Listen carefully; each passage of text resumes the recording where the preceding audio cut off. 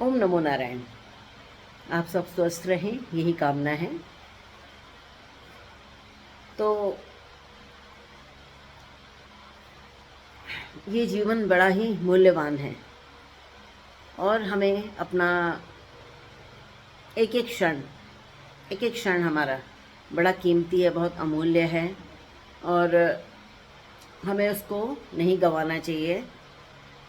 और भगवान ने देखो हमको पूरा दे रखा है, पूरा जन्म से लेकर मृत्यु तक का हमें टाइम दे रखा है, टाइम पीरियड दे रखा है कि तुम अच्छा करो, सदप्रयोग करो, अच्छे अच्छे काम करो, अच्छा अच्छा बैंक बैलेंस करो अपना, अच्छे सत्कार्यों की बढ़ोतरी करो। चलो इसी से हमको एक कथा याद आई। एक राजा था, उसके 3 पुत्र थे। एक बार राजा के मन में आया कि मतलब मेरे जाने के बाद कौन इन तीनों में से कौन, क्योंकि प्यार तो देखो सभी माँ बाप अपने बच्चों को बराबर ही प्यार करते हैं, पर राज सिंहासन पे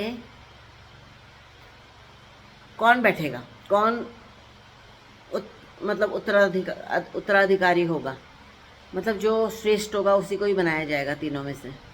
तो राजा तीनों बच्चों को बुलाता है, अपने तीनों बेटों को, और तीनों को एक एक सिक्का देता है चांदी का, और बोलता है मैं तुम्हें 1 माह तक, 1 माह मतलब 30 दिन तक रोज मैं आपको एक एक सिक्का दूंगा तीनों को, और 30 दिन के बाद फिर मैं तुमसे तीनों से पूछूंगा कि किसने उस धन को बढ़ाया है या किसने गंवाया है, किसने क्या किया है। ये आखिरी दिन पूछा जाएगा। तो उसके बाद वो तीनों को एक एक सिक्का दे देता है। तो जो बड़ा बेटा होता है वो सोचता रहता है कि मैं कैसे बढ़ाऊँ, मैं कैसे इस सिक्के का मतलब अपने जो सिक्का है जो पिताजी मुझे देंगे सिक्के, मैं इसको कैसे बढ़ाऊँ, इसका क्या कोई आसान तरीका हो, शॉर्टकट। हमने आपको एक वीडियो पहले बताया ना, शॉर्टकट इन लाइफ, तो वो आप ज़रूर देखिएगा। तो उसने शॉर्टकट अपनाने की सोची, तो उसने क्या किया, उसके कुछ दोस्त तो जुए वगैरह खेलते थे, तो वो उनके साथ जाना स्टार्ट हो गया। अब क्या होता था, अब वो जुआ खेलने लगा। तो जुए में जब वो जीत जाता था, रोज का सिक्का मिल रहा ना, तो उसे जुए में लगा रहा है, तो कभी वो जीत भी जाता था, कभी जीत जाता था, तो उसे ज़्यादा कमा लेता था। तो वो उस दिन आकर के बड़ा खुश होता था, बोलता था कि अरे अरे मैंने तो ये देखो धन को बढ़ा दिया है। और जब जिस दिन हार जाता था जुए में, उस दिन बोलता था आकर के कि अरे मेरी फसल तो कोई जानवर खा गया, तो इसका रोज का हो गया ऐसा करने का। अब जो दूसरा जो पुत्र था, उसको उसने उसने भी अपना दिमाग लगाया कि मैं कैसे करूं, मतलब कैसे डबल कर सकूं, मतलब मैं पैसे को कैसे बढ़ाऊं इसको जो मेरे पिताजी ने दिया है, ताकि मैं सबसे अच्छा मतलब नंबर 1 पे आ सकूं। तो उसके दिमाग में आता है कि ब्याज में पैसा क्यों ना दिया जाए, ब्याज में पैसा देने पे मतलब उसका पैसा वैसे का रहेगा, उसका सूद मिलेगा, वो एक्स्ट्रा हो जाएगा तो बढ़ जाएगा। तो वो उसको ब्याज में देने लगा। तो ब्याज में देने लगने पे उसे कुछ टाइम तक तो पैसा ब्याज मिलता रहा, और उसके जो पैसे जो उसने सिक्के दिए थे वो भी सही सलामत थे। पर एक दिन उसके कुछ, जहाँ पे वो दे रहा था ब्याज में, जिसको दे रहा था वो भाग गया। अब भाग गया तो उसका ब्याज भी गया और उसके सिक्के भी गए। तो बड़ा परेशान हो गया, बड़ा परेशान हो गया क्या होगा। अब जो तीसरा वाला था वो बड़ा भक्ति वाला, बड़ा सत्पुरुष था, बड़ा दया भाव वाला था। तो उसको जो सिक्का मिलता था वो क्या करता था, गरीबों में खाना, उनको भोजन का पवाता था, और अस्पतालों में जाके देखता था कोई मतलब मरीजों को अगर कोई उससे वैसे दिख जाए, किसी की हेल्प कर देता, वैद्य वगैरह वैसे जैसे ना किसी की दवाइयाँ वगैरह वो कर देता था, हेल्प कर देता था। और जो विद्यार्थी होते हैं जो, उनको भी मदद करता था पढ़ने में, कि चलो ये यही करता था, उसका यही काम था, और वो बड़ा खुश रहता था, उसमें प्रसन्न रहता था। बस ऐसे करते करते 1 महीना बीत गया, व्यतीत हो गया। अब जब 1 महीना व्यतीत हो गया तो तीनों बेटे आए राजा के सामने। तो राजा ने उनसे पूछा, बताओ, पहले बड़े बेटे से पूछा तो रोने लगा कि भाई मैं तो जुए में सब हार गया, मैं कुछ नहीं बचा पाया। फिर दूसरे वाले को बोला तो वो भी बिल्कुल उदास था। उसने कहा कि मेरा तो मतलब सही चल रहा था, पर जिसको मैंने ब्याज में दिए थे सिक्के वही लेके भाग गया, सारे लेकर के भाग गया, मेरे पे भी कुछ नहीं बचा, कुछ नहीं है, कुछ नहीं बढ़ा पाया, सब एकदम नीचे हो गया दोनों के। जो तीसरा वाला था वो एक सिक्का वापस अपने पिताजी को दे देता है, एक ही सिक्का जो उस दिन का जो लास्ट डे का था दे देता है। बोलता है बस यही है, मैं ये बचा पाया हूँ, बाकी मैंने जो भी आपने सिक्के दिए उसका मैंने गरीबों में दान किया, गरीबों को भोजन कराया, किसी का इलाज कराया, किसी को पढ़ाया, किसी की मदद करी, तो इसी में आपका सदप्रयोग किया मैंने आपके धन का जो आपने दिया, तो वो नेचुरली बढ़ेगा, है ना। क्योंकि हमारे अगर उसमें लिखा है कि तुम कुछ भी चीज़ पुण्य अच्छे काम करते हो उसका तुम्हें बैंक बैलेंस तुम्हारा जमा होता है। तो राजा बड़ा खुश हुआ, बड़े छोटे बेटे को गले लगा लिया। उसने कहा कि मेरे बाद राज यही संभालेगा। उसका राज अभिषेक भी कर दिया छोटे का। क्योंकि देखो, जब किसी को तुम्हें अगर पूरा अपना राज्य चलाना है तो तुम्हें वैसा ही उसी हिसाब से तुम्हें होना भी पड़ेगा।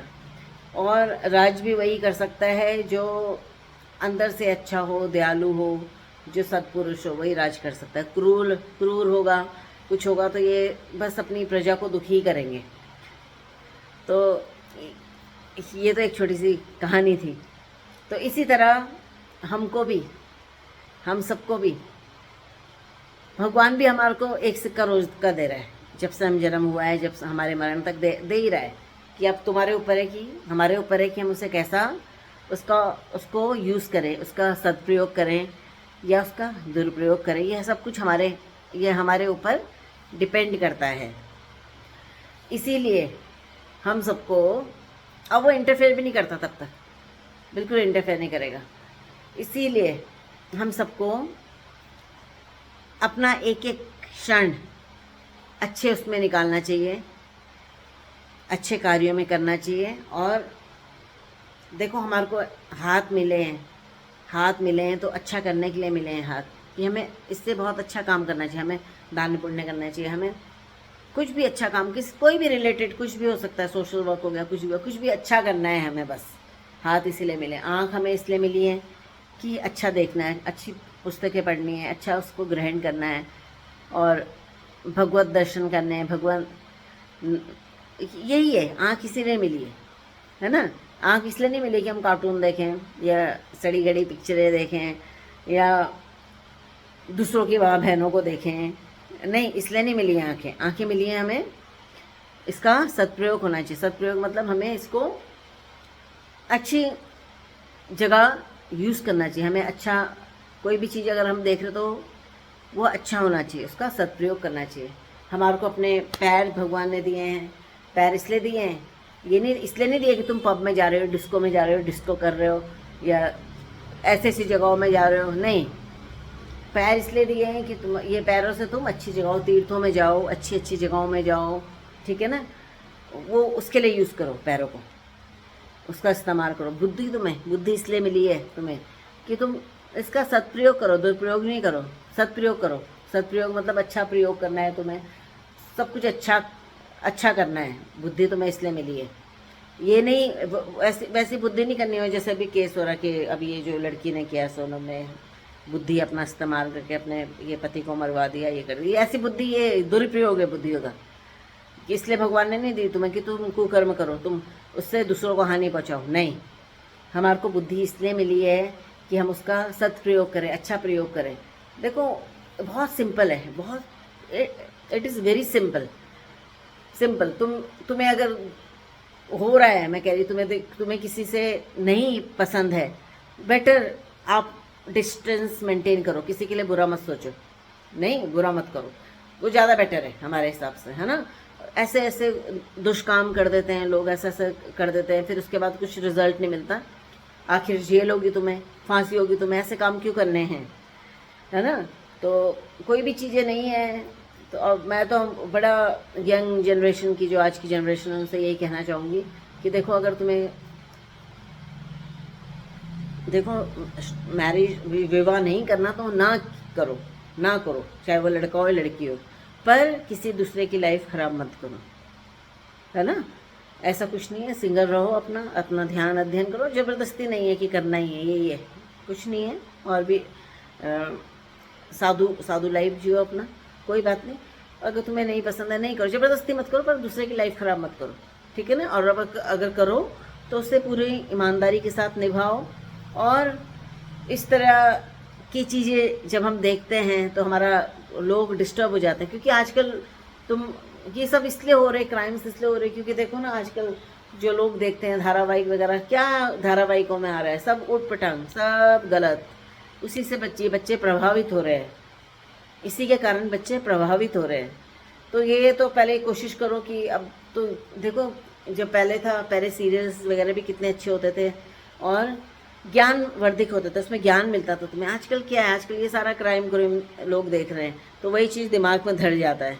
नहीं, अच्छी चीज़ें देखोगे, अच्छी चीज़ें पढ़ोगे तो अच्छा बनोगे, और बच्चों को भी अच्छे संस्कार दो अपने, और सब लोग प्रेम पूर्वक रहो, अच्छी तरह रहो। ये जीवन बड़ा अमूल्य है और इसी से ही इसी जीवन में रह करके भगवत प्राप्ति करनी है। और भगवान ने तुम्हारे को जो भी हम अच्छा अपना तुम अच्छा यूज़, हम ये नहीं बोलते कि तुम ऐसी रह लो या नहीं, तुम अपने ऊपर अच्छा स्पेंड करो, अपना अच्छा खाओ पियो, अच्छा करो, अपने आप भी खाओ, दूसरों को भी पवाओ, हाँ, अच्छा पहनो, ठीक है।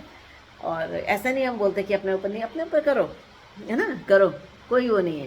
पर सबसे तृप्त होके जब हो जाओगे उसके बाद ही फिर ऊपर का लेवल स्टार्ट होता है ना। जब तक तृप्त नहीं होगे तो फिर पहन भी लिया तुमने पर मन वहीं पे अटका पड़ा है, तो कोई फ़ायदा नहीं उसका, है ना।